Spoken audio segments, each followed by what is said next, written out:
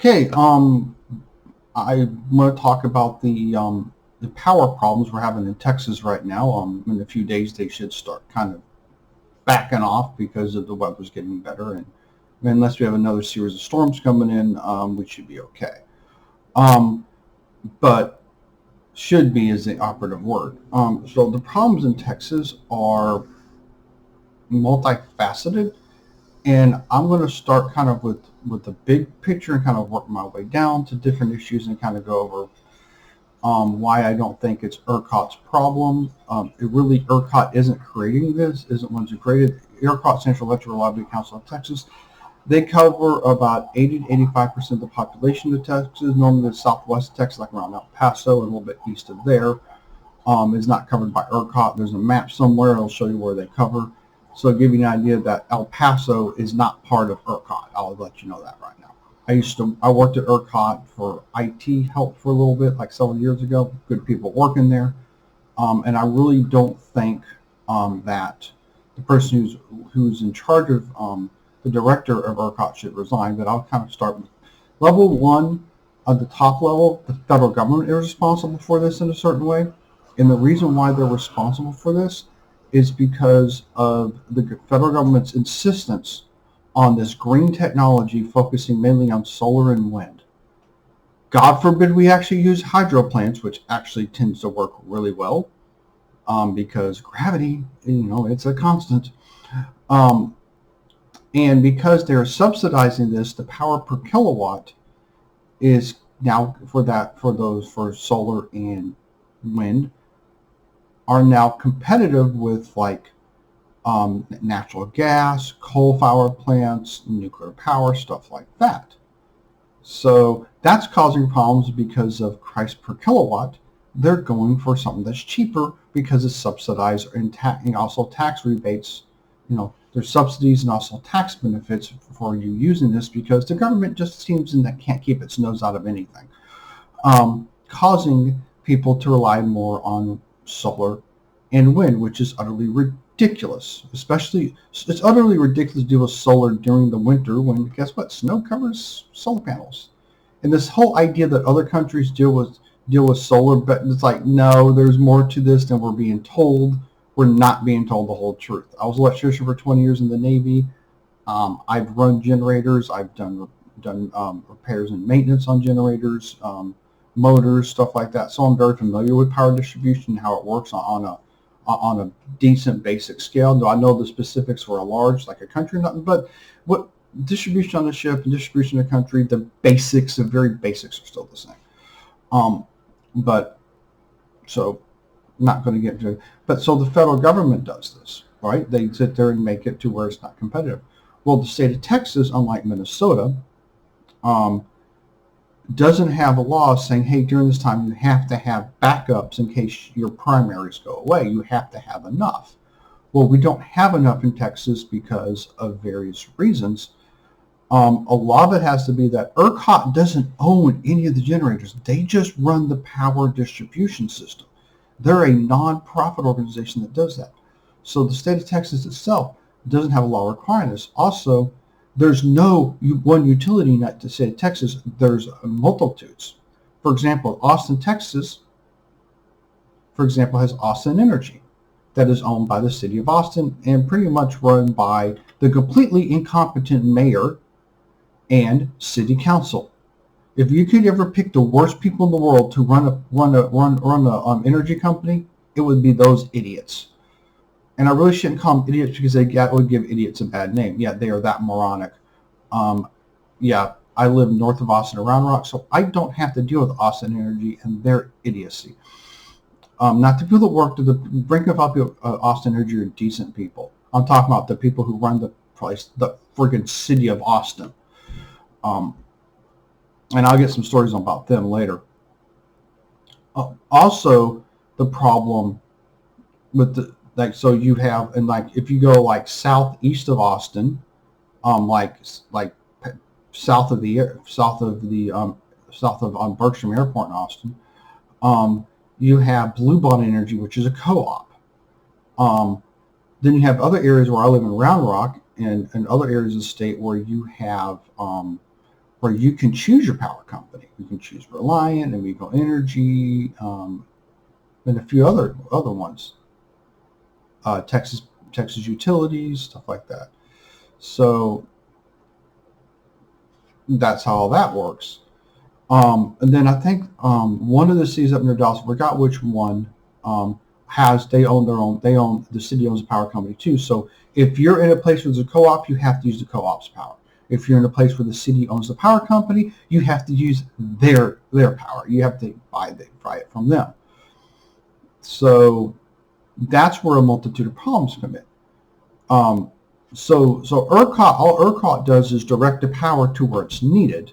They really don't run, like they don't decide, like they're not saying, hey, well, they don't go to Blue Bonnet and say, hey, Blue Bonnet, they may tell them this, but Blue Bonnet can just tell them to go pound sand.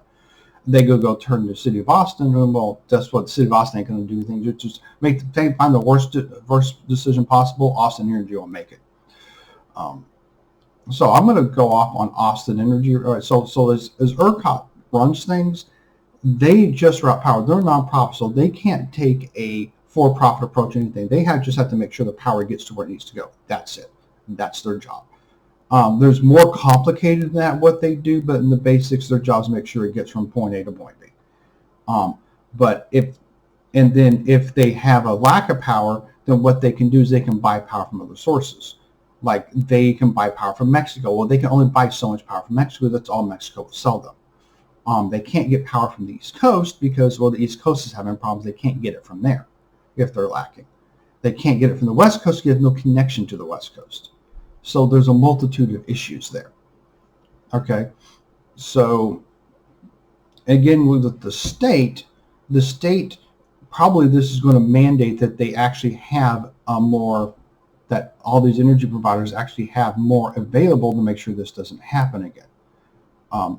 Considering that ERCOT doesn't cover the whole state, then what they're going to do with the western half of the southwestern part of the state that isn't covered by ERCOT, well, that devil's in the details on that. So as you go further down, you have places like Austin Energy. I don't know a lot, but I remember living in the Austin area. You always hear stories about Austin Energy. Austin Energy, like, oh, we got this great green deal we're going to do, and they get this stuff built, and they have no way to. So they buy all this stuff. They pay millions of dollars for this contract that doesn't give them power.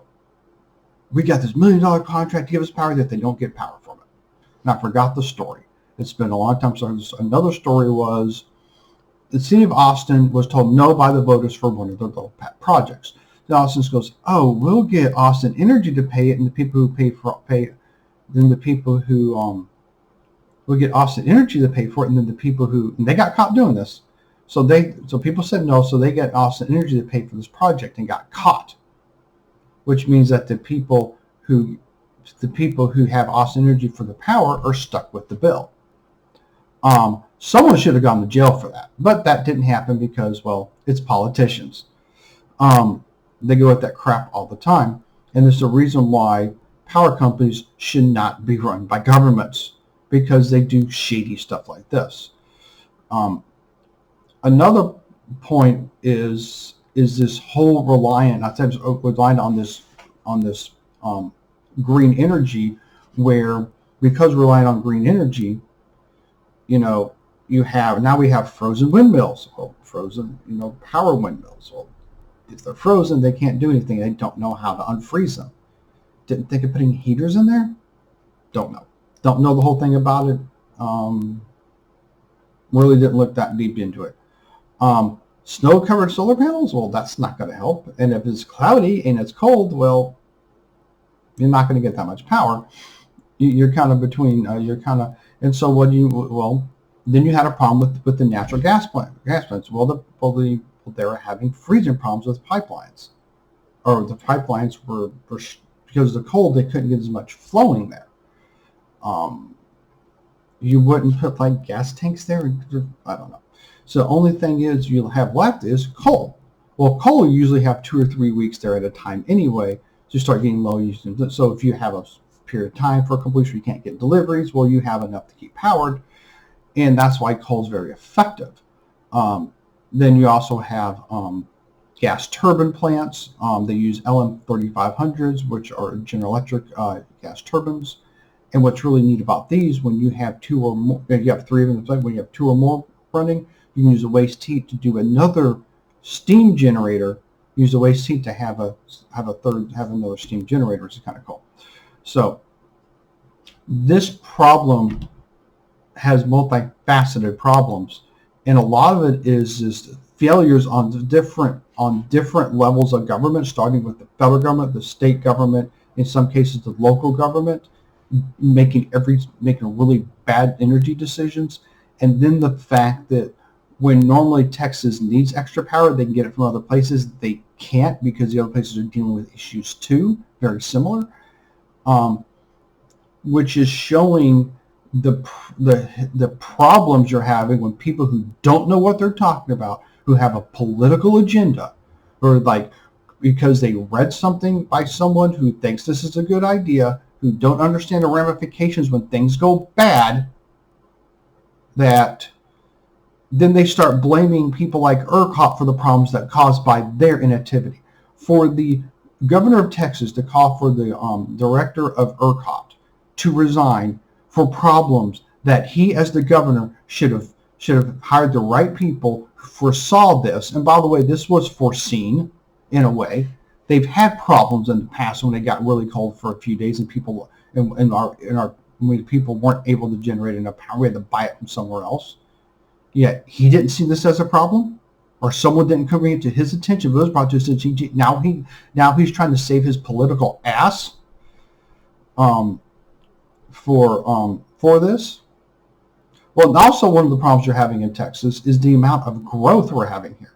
That I don't think we're building enough power plants here to go with the amount of growth we need, the amount of growth we're having in Texas, because Texas is exploding. Austin area itself is exploding. San Antonio is growing. Fort Worth, and when Fort Worth is exploding, you know that Texas is growing. And so I don't think we're building enough power plants to cover the number of people that are moving here, which makes it even worse. I mean, Austin, like we have 50 to 100 cars adding itself to Austin a day at the peak. I don't know if we're still having that many, but people are moving here like that. They're building homes like that around here, apartments like that, buildings going up like that. This is a problem. If you have a large influx of people, it takes time to get more power plants online.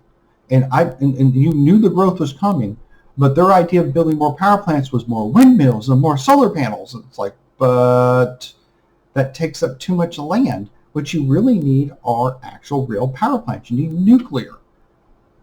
Natural gas is fine. We're just having a problem with the natural gas plants. It's the pipelines aren't really meant for this type of cold, because we don't get this. I don't think there's been this much type of cold across the state since the Ice Age.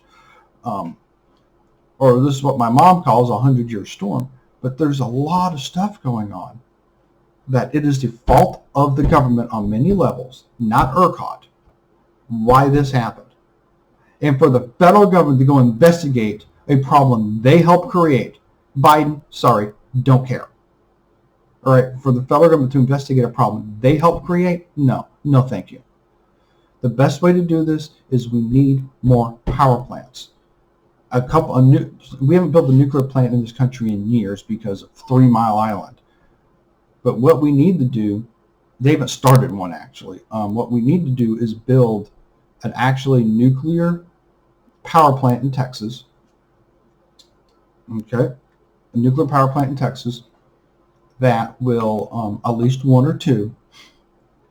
That way when something like this happens, we have plenty of power. And come on, and get rid of these windmills. They are completely inefficient. It's just a lot of feel-goodism. And the solar panels, they're great on putting on people's houses to augment energy, but no. In some places, they're completely useless. And this whole bullshit BS about, well, other countries have renewables and they don't have problems. Yeah, but you might want to look deeper into it because they buy power from like Russia and stuff. Well, that's about it. But remember, it's not the fault of ERCOT, it's the fault of government.